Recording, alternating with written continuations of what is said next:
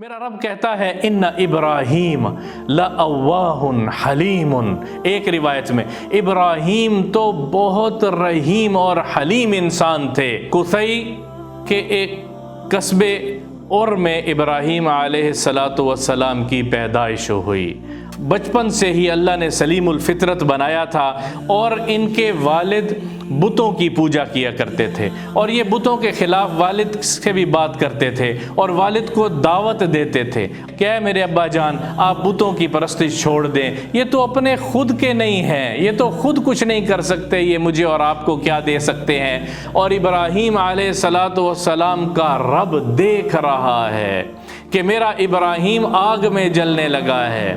ابراہیم علیہ السلام آگ سے باہر نکلے بالکل ٹھیک ٹھاک، لیکن قوم نے پھر بھی ان کی بات کو نہیں مانا۔ قوم انکار کرتی چلی گئی۔ پوری دنیا کا بادشاہ تھا نمرود۔ ابراہیم علیہ السلام نمرود کو دعوت دینے کے لیے گئے ہیں۔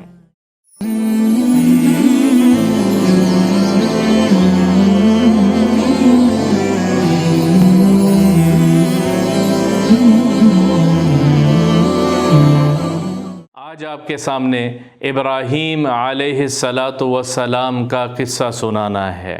اس سے پہلے آدم علیہ السلام کا قصہ بیان کر چکے، پھر شیث علیہ السلام، پھر ادریس علیہ السلام، پھر نوح علیہ السلام، پھر ہود علیہ السلام اور پھر صالح علیہ السلام اور اب ابراہیم علیہ السلام کا قصہ سنانا ہے۔ بڑا خوبصورت قصہ ہے۔ میرے اللہ نے قرآن میں اس قصے کو بار بار سنایا ہے۔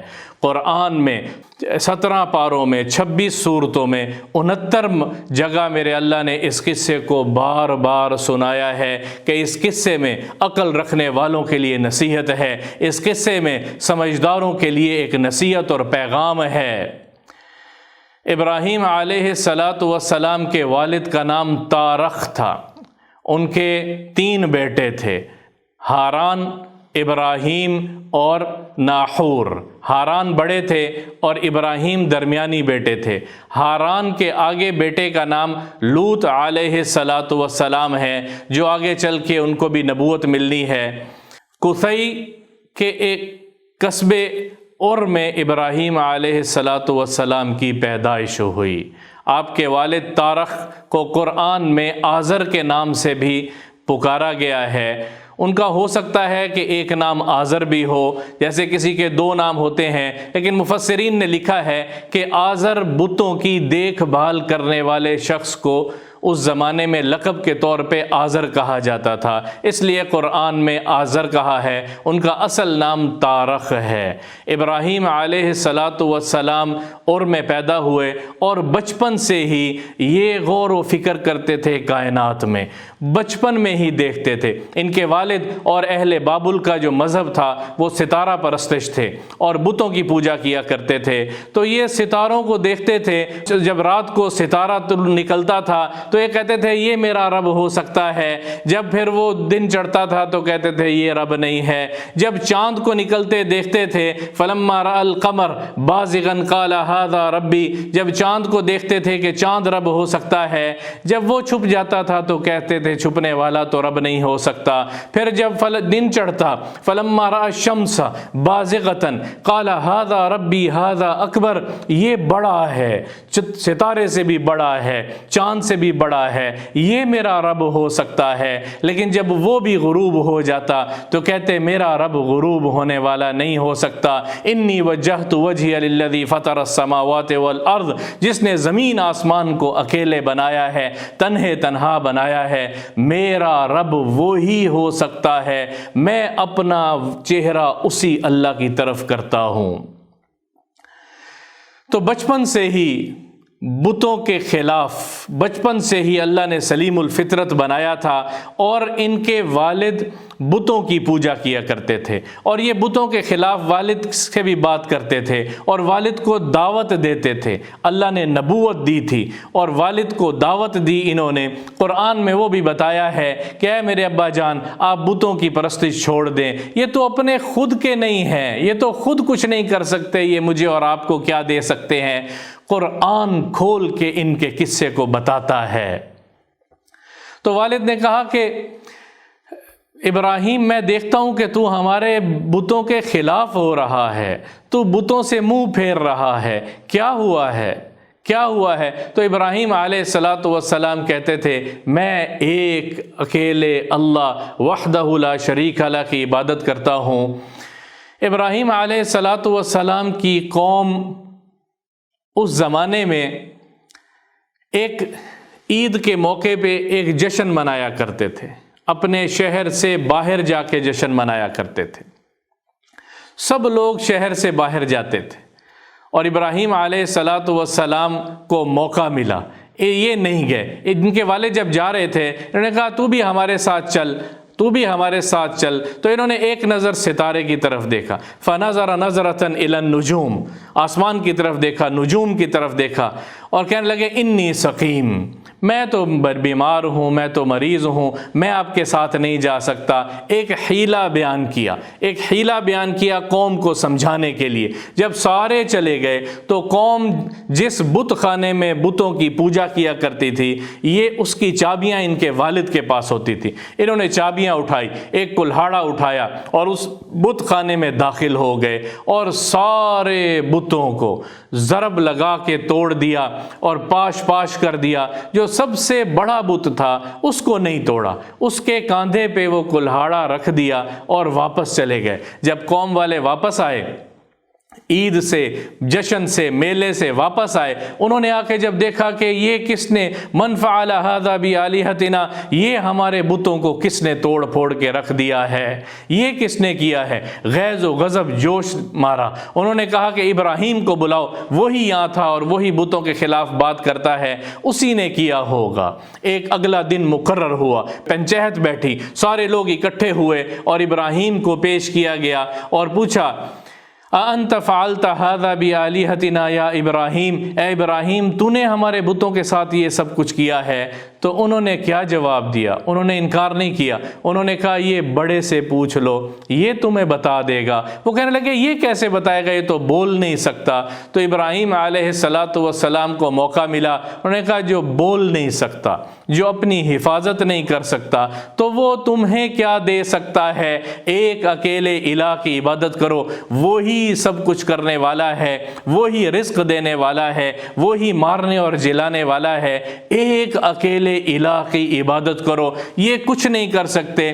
تو قوم کے سارے لوگوں نے شرم کی وجہ سے سر جھکائے، لیکن عناد اور کفر اتنا مضبوطی سے اندر داخل ہوا تھا کہ وہ چھوڑ نہیں سکے، بلکہ طیش اور غضب اور غصے میں آئے اور انہوں نے کہا کہ ابراہیم کو سزا دی جائے گی۔ کیا سزا دی جائے گی؟ آگ کا الاؤ جلاؤ، آگ کو بھڑکاؤ اور اتنا بھڑکاؤ کہ آج سے پہلے ایسی آگ کسی نے دیکھی نہ ہو اور اس کے اندر ابراہیم کو ڈالو۔ ابراہیم کی آزمائش شروع ہو گئی، ابراہیم علیہ السلام کی امتحانات شروع ہو گئے۔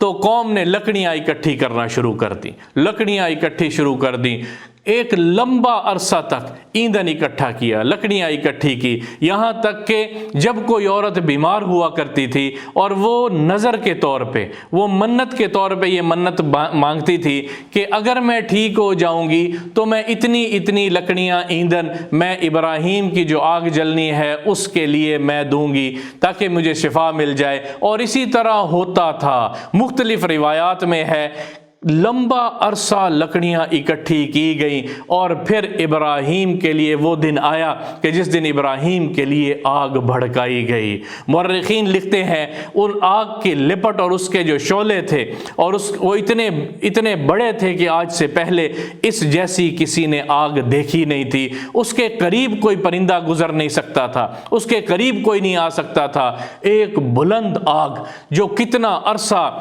جلانے میں جس کو لگا، اس میں ابراہیم علیہ السلام کو ڈالا جانا ہے اور ابراہیم علیہ السلام کا رب دیکھ رہا ہے کہ میرا ابراہیم آگ میں جلنے لگا ہے۔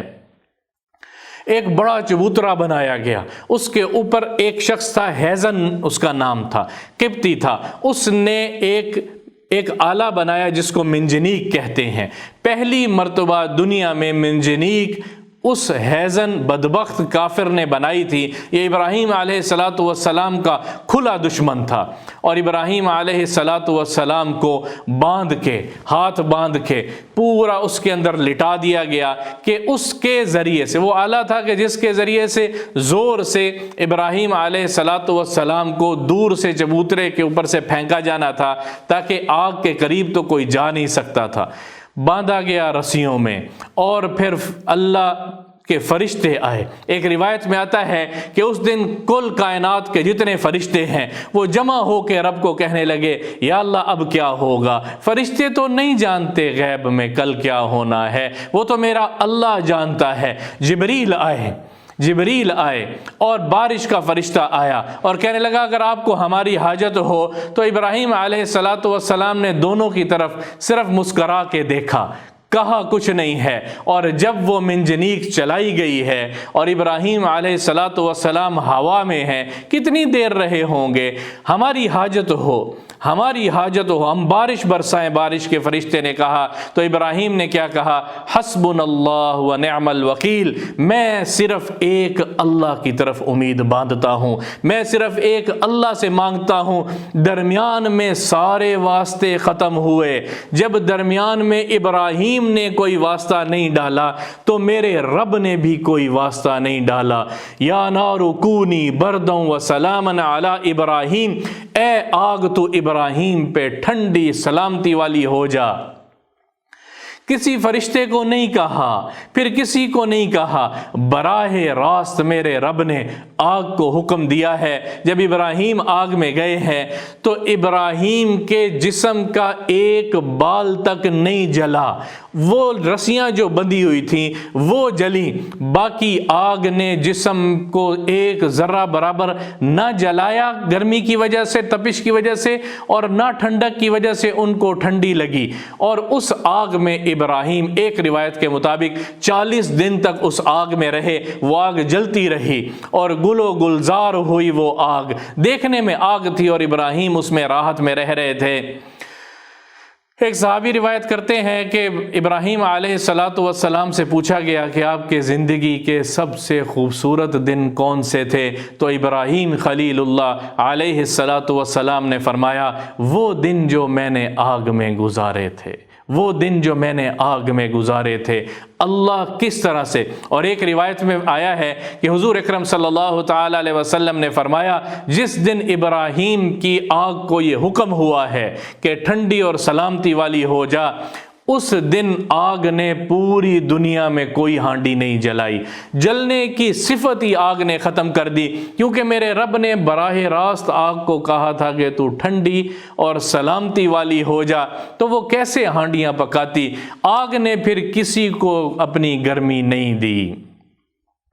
اور وہ بدبخت جس نے اللہ کی نہیں مانی اور جس نے ابراہیم کے خلاف دشمنی میں وہ منجنیق تیار کی تھی، حیزن نامی شخص، اس نے جب دیکھا وہ بھاگنے لگا، زمین نے اس کے پاؤں پکڑے ہیں اور وہ اس کے پاؤں گھٹنوں تک زمین نے اپنے اندر لیے، پھر وہ آدھا دھڑ اس کا زمین نے اندر لیا، اور پھر اسی طرح سارا دھس گیا، سر دھس گیا، اور اللہ کے نبی صلی اللہ تعالی علیہ وسلم نے فرمایا قیامت تک وہ شخص بدبخت حیزن وہ زمین کے اندر دھستا جائے گا، دھستا جائے گا، دھستا جائے گا۔ کیوں؟ کیونکہ اس نے دشمنی کس سے لی تھی؟ اللہ کے نبی سے دشمنی لی تھی، گویا براہ راست اللہ کے خلاف آیا تھا۔ میرے بھائیوں، اللہ کی ماننی ہے۔ میرا رب کہتا ہے ان ابراہیم لأواہ حلیم، ایک روایت میں ابراہیم تو بہت رحیم اور حلیم انسان تھے، اور ایک اور آیت میں میرا رب کہتا ہے ان ابراہیم لحلیم اواہ منیب۔ اللہ اکبر، کیا خوبصورت کلمات کا انتخاب کیا ہے میرے رب نے ابراہیم علیہ السلام کی تعریف میں۔ ابراہیم تو پورے کا پورا حلم میں ڈوبا ہوا تھا، ابراہیم تو اللہ کے رحم و کرم سے، ابراہیم تو رحمت کی صفت لیے ہوا تھا، ابراہیم جیسا اللہ کی ماننے والا کوئی نہیں تھا۔ لحلیم اواہ منیب، جو اللہ کے سامنے اللہ کی رضا پہ سب کچھ قربان کر دے، اس جیسا اور اس دھرتی نے نہیں دیکھا۔ ابراہیم علیہ الصلاۃ والسلام آگ سے باہر نکلے بالکل ٹھیک ٹھاک، لیکن قوم نے پھر بھی ان کی بات کو نہیں مانا۔ قوم انکار کرتی چلی گئی۔ یہاں بابل میں ابراہیم جس دن آگ سے باہر نکلے اسی دن نہیں، یہاں ایک بادشاہ رہا کرتا تھا، مشہور زمانہ بادشاہ، آپ سب جانتے ہیں، نمرود اس کا نام ہے۔ وہ بابل کا صرف بادشاہ نہیں ہے، پوری دنیا کا بادشاہ تھا نمرود۔ ایک روایت میں آیا ہے 4 بادشاہ ایسے گزرے ہیں جنہوں نے پوری دنیا پر بادشاہت کی ہے، 2 کافر ہیں، 2 مسلمان ہیں، نمرود اور بخت نصر، یہ کافر ہیں، پوری دنیا پہ بادشاہت کی ہے، اور ذوالقرنین اور سلیمان علیہ السلام، یہ 2 مومن مسلمان ہیں، پوری دنیا پہ بادشاہت کی ہے۔ تو نمرود بھی پوری دنیا کا بادشاہ تھا۔ اسی دن ابراہیم علیہ السلام کی نمرود سے ملاقات ہوئی ہے۔ کیسے ہوئی؟ نمرود نے اپنے ہاتھ میں سارے خزانے رکھے ہوئے تھے، خرد و نوش کی اشیاء، آٹا، گندم، چینی، جو چیزیں آپ سمجھ لیں، وہ ساری اس نے اپنے ہاتھ میں رکھی ہوئی تھیں، اور خود لوگوں کو دیتا تھا، جو اس کو مانتے تھے رب، جو اس کو مانتے تھے سب کچھ، وہ ان کو دیتا تھا۔ جو اس کا انکار کرتے تھے کہ تو رب نہیں ہے، رب کوئی اور ہے، تو وہ اس کو نہیں دیتا تھا۔ ابراہیم علیہ السلام بھی اور لوگوں کی طرح اس کے پاس اناج لینے کے لیے گئے، اور جب گئے تو اس نے ابراہیم کو دیکھا، اور سنا ہوا تھا کہ یہ بتوں کی پوجا نہیں کرتا، یہ ایک الہ کو ماننے والا نبی ہے۔ اس نے ابراہیم کو انکار کر دیا۔ ابراہیم علیہ السلام جو بوریاں لے کر گئے تھے کہ اناج لے کر آئیں گے، تو وہ واپس خالی لے کر آئے۔ واپس آتے ہوئے ان کی زوجہ ہے سارہ علیہ السلام، ان کی بیوی ہیں۔ تو انہوں نے کہا کہ وہ میرے گھر والے کیا کہیں گے، تو میں ایک ہیلا کرتا ہوں۔ انہوں نے مٹی ان بوریوں کے اندر بھر دی، اور جب گھر آئے تو بوریاں بھری ہوئی تھیں، ایک طرف بوریاں رکھیں، اور وضو کیا، اور اللہ کے سامنے نماز میں کھڑے ہو گئے۔ تو ان کی اہلیہ نے وہ بوریاں اٹھائیں، اور وہ اس کو استعمال کرنے کے لیے، وہ گندم تھی یا جو بھی اناج تھا، پسوانے کے لیے دی، اور اس کے بعد روٹی پکائی۔ انہوں نے کہا، جب ابراہیم فارغ ہوئے، انہوں نے کہا کہ یہ آٹا کہاں سے آیا ہے؟ تو انہوں نے کہا وہ آپ ہی تو لے کے آئے تھے بوریوں میں۔ تو ابراہیم نے اللہ کا شکر ادا کیا کہ تو نے اپنے نبی کی لاج رکھ لی ہے۔ ابراہیم علیہ السلام نمرود کو دعوت دینے کے لیے گئے ہیں۔